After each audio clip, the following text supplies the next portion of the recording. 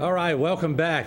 National Night Out Against Crime. We have Thibodaux Police on board tonight, and we're going to start off with the Chief Scott Silverii. And tell you what, that's growing every year, isn't it? Yeah. Tell us about what y'all did.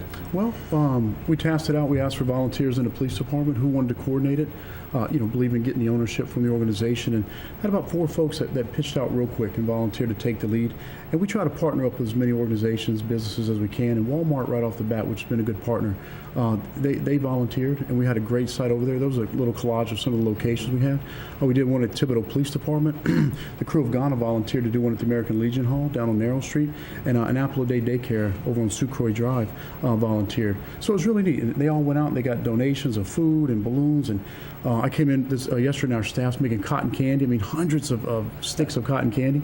So it was fun. These folks come in on their off-duty time, and they volunteer because they see the bigger picture.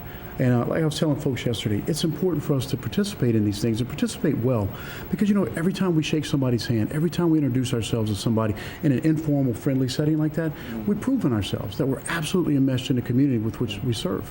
So it was a great success. We had a lot of turnout. Nichols State football team came out. Yeah. I mean, I was excited. I mean, it was neat to see these guys out there. They ought to be pretty good this year. Look, they had some good-looking guys out there. I mean, some good athletes, and they were signing autographs and created a lot of buzz out there over at Walmart. But cotton candy, that's all sugar. Todd, you didn't eat none of that, did you? No. And isn't it good? We were talking with Homer PD early in the week, and Todd, maybe I'll ask you this, and I'll move to Joe. Sort of humanizes the police, doesn't it? You get to go one-on-one. They see you face to face, and that's the good thing, isn't it? Absolutely. Yeah. And I love seeing the children. Everybody brings the kids, and everybody has a good time. And it's important for the kids to be able to know the police and get to learn them and all that too. Huh? Yes. All right. And we'll get to Joe in a second, but organizational improvements. Let's talk about that topic a little bit. Well, when I came in, we took a look at the organization, and each month we come in and like you said, a report card, and we like to show where we've improved. And you have to build your on a solid foundation, and that comes from the organizational structure. So what we did is I have 4 commanders, and we took every section of the police department and we placed it underneath the commander. We renamed some sections, and it just gives everybody that hierarchical structure. There's no question who you report to, who's your chain of command. We also made sure that the span of control is one where you're not overtaxing one commander or one lieutenant. And that's important so you can have that one-on-one personal time with your employees or your staff. Along with that, when we did that, we looked back and we said, well, how many detectives do we have? X number of detectives. Why? Well, that's how many we've always had. Is it a sufficient number? How many patrol officers do we have per shift? Why? Well, traditionally, that's how many we've always had. So we started working on a section, like patrol section, bicycle section, detective section, a staffing matrix. So we know what's optimal. We don't want to, we want to be efficient in our resources. We want to operate as lean and efficient as we can. So we embarked on that program. One of the funny things is, law enforcement, like anybody else, is very competitive. So everyone thinks they need more than they're actually going to get, And so at some point, the buck's going to stop with me, and I'm going to have to break the good news or bad news. But those are just some of the neat ways that when you start identifying the organizational structure, so there's no question who reports to who. And of course, I'm ultimately responsible for all that they do. But it just makes it very clean and very clear. So guys like Todd and Joe can operate in that function and be secure in the environment to know that they're supported by a staff of supervisors that are there to support them and nurture them and give them the resources they need to do their job. So and Joe, just to get you involved in the conversation too, is it good as an officer that where you always are? I mean, you got to do this to get here, here, and here. So you have some structure, don't you? Yes. And it's a good thing because instead of you having to think about what you want to do next, you have structure and advice and good leadership from veteran officers that's already seasoned to show you which way to go. As long as you follow the direction that they're leading you into, you can only be successful. We're going to jump to technology now, which is one of my favorite things to talk about, and the police chief of Thibodaux is going to bring us along. So, Scott, take it away. Thanks, Martin. Well, when we came in, we started looking at the tools and resources that the officers need to do their job well. Like we talked before, one of the first things I introduced was I wanted to change the paradigm, the culture of law enforcement, from one of reaction, of waiting for the radio to ring to run over and handle a complaint, to be more proactive, looking at data, mapping data, because of the cognitive nature of crime and human behavior. So kind of predictive policing or predictive patterning. But to do that, you have to have data and resources, software, hardware to capture that. So one of the things we're working in conjunction with the Lafourche Parish Sheriff's Office and also the different police departments in the parish, it's a record management system. It's called LEDS, Law Enforcement Data System. And I think we're probably going to be one of the first in the state, if not the country, where every law enforcement organization in the jurisdiction is going to be tied into the same seamless record management system. Our reports, our information, everything's going to be shared, which, in this day of talking about seamless integration of information, we're going to actually do it.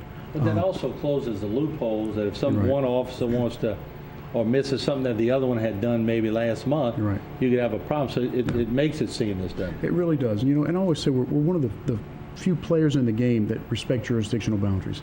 If we say, well, they leave the city of Thibodaux, well, that's not our problem anymore. Well, sure it is. But all because they're in the parish or in Lockport or Houma, it's still our problem. It's the community's issue.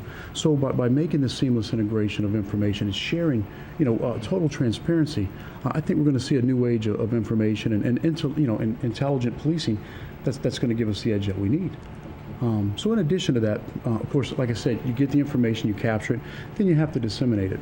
One of the things where I'm real big on, we always talk about community policing, is we want to keep the guys out of the squad room. Well, one thing to do that is to give them the mobile data terminals inside their units, so they don't have to come back to the squad room for hours and write their reports. And that's where guys like Todd as a supervisor from his unit and guys like Joe in the field can write their incident reports and things like that. So we're actually testing and evaluating different vendors and some laptops and tablets, just something to untether the officers from the squad room and further untether them from the patrol car. Because they pretty much live in those units. They do. It's your office for 12 hours a day. Yeah. In the heat, the cold, these guys do it, And y'all got beautiful units. I don't know how anyone could criticize them. They're beautiful, but they're spacious, and you needed them last week when it rained. Yes. And Thibodaux kept you out of the water, didn't it? Sure. Hey, and it's practical. Like we said, this isn't a luxury vehicle. It's a stripped-down model. It's a police package. And from an officer standpoint, you need that high observation point. It helps them spot, like you said, the inclement weather, the high water. It helps you spot traffic violations from an elevated position. And then from what I enjoy is the high visibility aspect of it. Now you've got this huge billboard with police across the side. So as far as the deterrent effect on crime, it has a fantastic effect. But in the vein of technology, Martin, where it's one thing to have the record management system to capture the data, then we have an analyst on staff that'll analyze it, disseminate it, and push it out to these desktops. But one of the things we use is data mapping, and we have an example of that. And these are things and it looks simplistic, or maybe it looks like a grouping of amoeba or something. I'd say amoebas. Amoebas. but like Todd would come in when he comes into a shift and he looks at these graphs, and it's just simply when Todd has to make a determination where to deploy his resources. What this is a time of day and a day of week of graph, and what you'll see is where those red spots are. We talked about before, the hot spots. That tells Todd where the highest instances of crashes are occurring, and it tells you the days. So if you look at the bottom, it's 24 hours across the bottom, and then it's 7 days a week across the top. So say, for example, and I guess I'm aging, but the one at the bottom, just for an example, that would be in that time slot and on that day. So if Todd has to assign his officers to do traffic enforcement for the sake of preventing crashes, he would know in that particular time slot on that particular day, that's when crashes are occurring. Say if you go up to Sunday and Sunday at about 6 o'clock in the morning, if there's no crashes that are occurring, then there's no need to assign officers to a traffic enforcement capacity. They roll back more into a criminal enforcement capacity. But that's just a real simplistic example of what we use. That's simplistic, but that's smart. It really is. Yeah, that's no waste of resources or energy or time. And that goes back to that intelligence-led policing model and that paradigm of intelligence-led data-based and that DDAX program we talked about, the data-driven approach to crime and traffic safety. It's still my favorite. I like that. It's pretty They didn't have that on Adam 12. No, they didn't. What I think is, when they used to pick up the old home phone and they would talk on it, Right. And Barney sure didn't have that on Andy Griffith. But he wanted that motorcycle real bad, if you remember that episode, him and his sidecar. Policing has come a long way. Absolutely. We've got to stay ahead of the curve, the technology-wise. And from my office, I look at data every day. That's what I do. It's what I appreciate. But when you got guys like Lieutenant Gagnard and Joe Terio, this is where it matters. These are the guys that need that data. It's one thing for me and my analysts to sit there each day and go over statistics and standard deviations, but it's got to be end-user friendly. So lieutenants, all my commanders, all my officers, where they log on to this crimereports.com, and Todd can build these reports any day of the week, any type of crime, even to where he can map his individual officers' activities. He wants to know if they're doing foot patrol, they're making traffic stops or building checks. He can check that because it's all mapped, and that's important for And Todd's he's really grasped the concept. He's done a super job with it, and guys like Joe use the data to do his job every day. So don't go away. We'll be right back on Bayou Time.